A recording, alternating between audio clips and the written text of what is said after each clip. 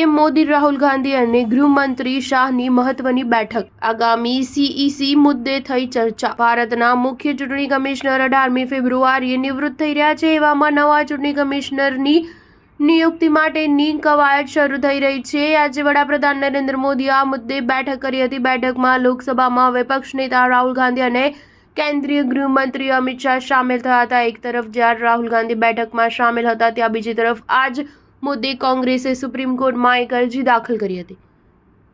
મુખ્ય ચૂંટણી કમિશનરની પસંદગીની પ્રક્રિયા મામલે કોંગ્રેસે સવાલ ઉઠાવ્યા છે. કોંગ્રેસ નેતા અભિષેક મનુ સિંઘવીએ કહ્યું છે કે સીઈસી અને ઈસીની નિયુક્તિ વડાપ્રધાન, વિપક્ષના નેતા અને સીજેઆઈની સમિતિ દ્વારા થવી જોઈએ. સીઈસીને લઈને સંતુલિત નિર્ણય લેવો જોઈએ અને પસંદગીની પ્રક્રિયામાં માત્ર કાર્યપાલિકા નહીં, ન્યાયપાલિકા પણ સામેલ થવી જોઈએ. નોંધનીય છે કે મુખ્ય ચૂંટણી કમિશનરની પસંદગી માટેની કમિટીમાં વડાપ્રધાન અને વિપક્ષ નેતાની સાથે સુપ્રીમ કોર્ટના ચીફ જસ્ટિસ એટલે કે સીજેઆઈ પણ સામેલ હતા.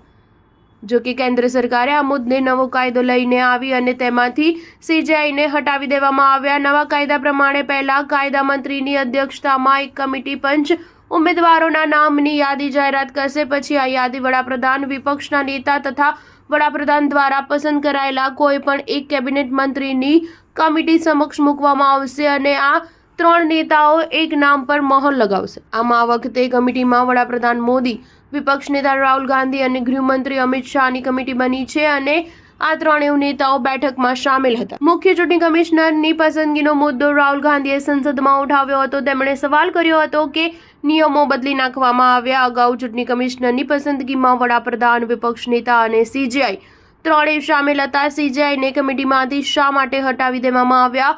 ચૂંટણી પંચમાં મુખ્ય 3 અધિકારી હોય છે, જેમાં એક પણ મુખ્ય ચૂંટણી કમિશનર તથા 2 ચૂંટણી કમિશનર હોય છે. વરિષ્ઠ પ્રમાણે વર્તમાન મુખ્ય ચૂંટણી કમિશનર રાજીવ કુમાર બાદ જ્ઞાનેશ કુમાર સૌથી વરિષ્ઠ છે. સ્ટાર ન્યૂઝ 7 હંમેશા સચ્ચાઈની સાથે.